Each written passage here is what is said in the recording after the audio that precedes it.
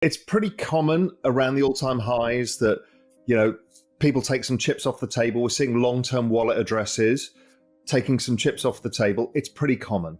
Yeah. Ahead of the halving. Then it normally goes into what I refer to as the banana zone. And that's when you get the real price action. So the real price action hasn't happened yet. No Right. banana This is zone? when- We're pre-banana Raul? zone? Aren't you? When does it start? When? Despite reaching all-time highs, Bitcoin and crypto are on the brink of entering what's dubbed the banana zone. Even as some investors are cashing out, the true price surge has yet to unfold. That's the insight from Raoul Pal, CEO and co-founder of Real Vision, in a recent interview with Howard Leinzen. Pal believes we're on the cusp of a parabolic rise in crypto prices, entering what he terms the banana zone. He warns that many could misjudge this crypto cycle by hesitating or investing in the wrong tokens. His advice? Keep the bulk of your portfolio in top crypto assets and adopt a long-term perspective to seize this once-in-a-lifetime opportunity.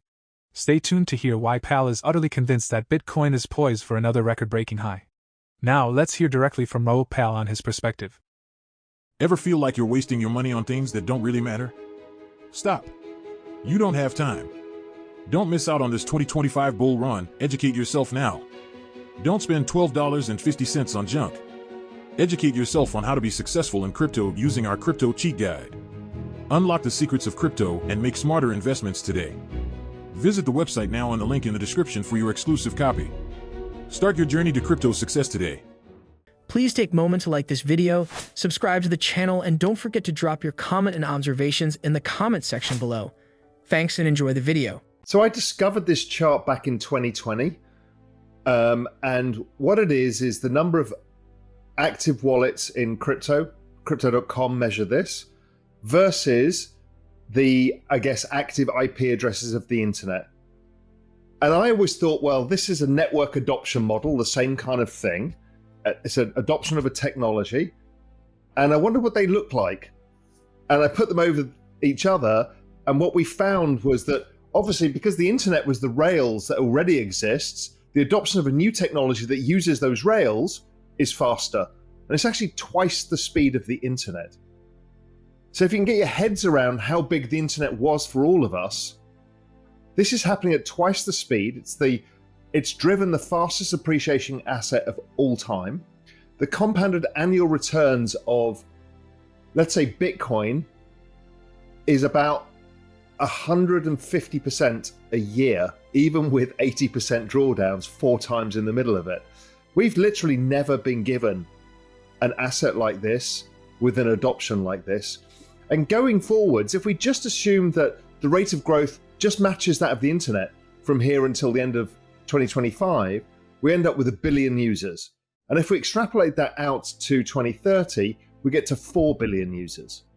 So basically, this is a pervasive technology that's going to take over all of our lives in ways we don't really understand. It's not just going to be about investing in cryptocurrencies. It's just going to be the underlying rails of transactions. The really important thing is crypto right now is $2.7 trillion industry. It'll probably finish this cycle at $10 to $15 trillion. And by 2030 or so, it'll be $100 trillion, right? This is the largest, fastest accumulation of wealth in all human history. It's as simple as that. That's what that chart tells you. Now, what everybody does, and Howard, you explained, there is a bell curve. And you want to be on the left of the bell curve, which is actually the same as being the Jedi Master on the right of the bell curve. Everybody in the middle who overthinks it, it's simple. Number go up. That's the whole crypto thematic that you need to know. You can either do all the deep dive, and I must have done 10,000 hours on this, and I might be at the right side of the curve sometimes, but I don't mind being the left either. Just don't overthink it. The moment you overthink it, that's when you get yourself into trouble and you start not seeing it for what it is, you see it for what you want it to be. And listen, if you go to the ludicrous thing that Paul Tudor Jones mentioned a while ago, and Stan Druckenmiller talked about, is 80% of Bitcoin holders don't sell, ever. Yeah. Correct. They're in cold storage. And it's the same with Ethereum, with the staking and everything else. So your actual supply is 20% plus the miners. The miners keep getting halved every 4 years. So you've got no supply. So that's 20% of the let's say of the entire asset class, 2.7 trillion is actually available to buy. You bring something like an ETF and things go bananas, right? The more people who adopt it, the more the price rises. Also, the really key thing is, I don't know if you guys have ever seen the chart from Fidelity about the risk reward of assets. It's brilliant. So there's this big white page, all Fidelity branded, and here's a cluster of all of here's the NASDAQ, and here's gold, and here's oil, and here's all of that. They're all clustered in the bottom. Then there's a blank page, blank page, blank page, blank page, blank page, dot, Bitcoin. It's a fucking alien asset class. We have never, ever had an asset class with this risk reward over a long-term time horizon and this performance in all of human history. Technology and crypto are driven by liquidity cycles, real assets, value stocks, commodities. They're all just the business cycle, and the business cycle's going up now. So these things have been playing catch up. They were dogs. Now, as the economy starts re-strengthening, these will do well. And so everyone got left behind because they didn't do anything last year, and now they should do really well. And they should do really well in macro summer, macro fall. So they should just keep doing well over time. They'll have periods where they'll outperform what tech did, because tech, went off to the races to start with.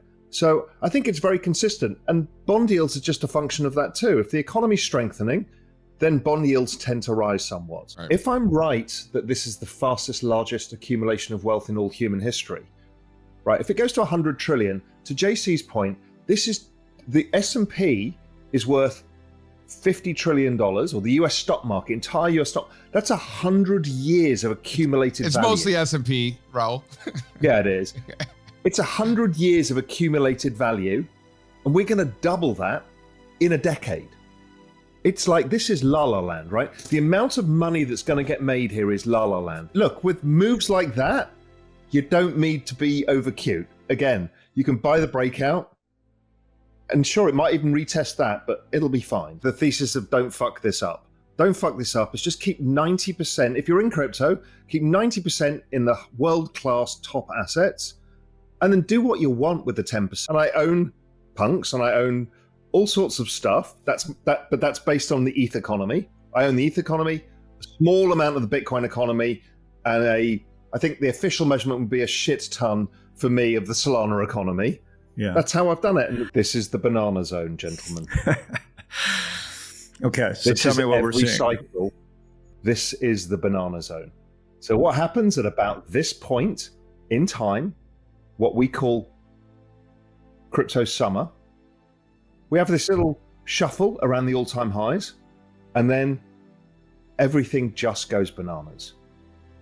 So I don't care whether this is tomorrow or in a month's time, because to Phil's point, the number about to go up. And don't overcomplicate it. Everyone will overcomplicate this. They'll be looking at weekly charts, daily charts, hourly charts, tick chart. Just forget it.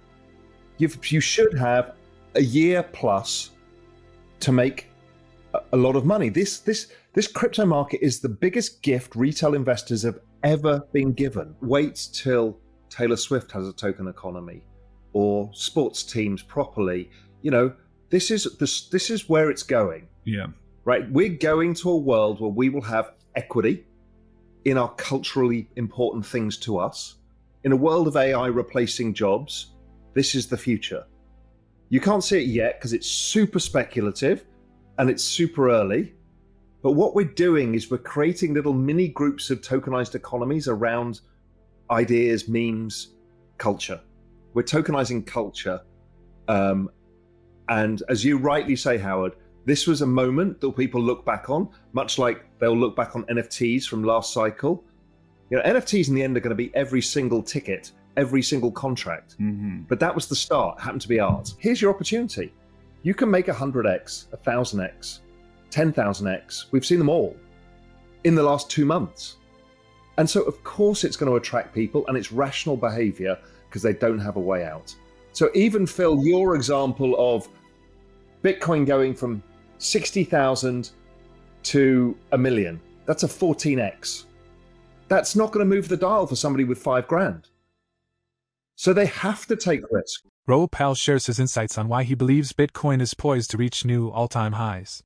Reflecting on past cycles, Pal notes that this stage typically sees a relentless upward trend. He also emphasizes that success in investing in crypto, especially Bitcoin, often comes from a patient approach. Taking a long-term view, typically over a year or more, tends to yield positive returns on your investment. Pal concludes that there's no need to overthink investing in crypto. With a long-term perspective, investors have generally done well, making it a rewarding opportunity. For more Daily Dose crypto news, check out these 2 awesome videos on your screen. Click now and we will see you on the next video.